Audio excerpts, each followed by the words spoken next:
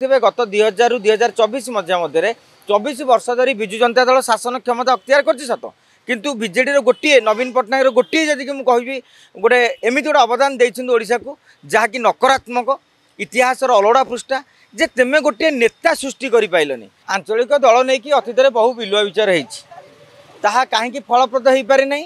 जो मैंने आंचलिक दल गठन करने को चाहूँगी से मैंने केवल निजर राजनैतिक अस्तित्व बजाय रखापी भविष्य में गोटे क्षमता अलिंद भितर चौकीटी हासिल करने ये उद्यम रखिंट लोक मान मन गोटे धारणा रही।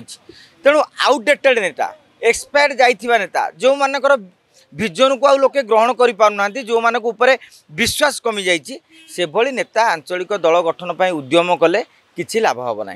जदि आंचलिक दल गठन कर उद्यम कराऊँगी यही नेता माने परामर्शदाता दिंतु हूँ युव छात्र नेता को आगू को आणतु।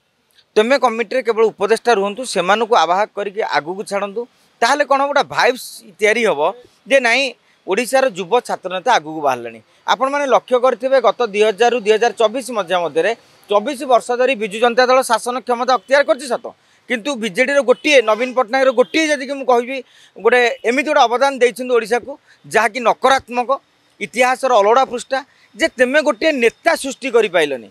बिजु बाबू नेता सृष्टि करुले अनेक नेता से करदे जहाँफल से 5 थर 6 थर लखा विजय हासिल कर निज दम लड़ी पार्टी किंतु आप लक्ष्य करेंगे नवीन बाबू केतेबेले नेता सृष्टि कर पाइलेनि बरं बाबू को पोचिंग करके नेता सृष्टि कले।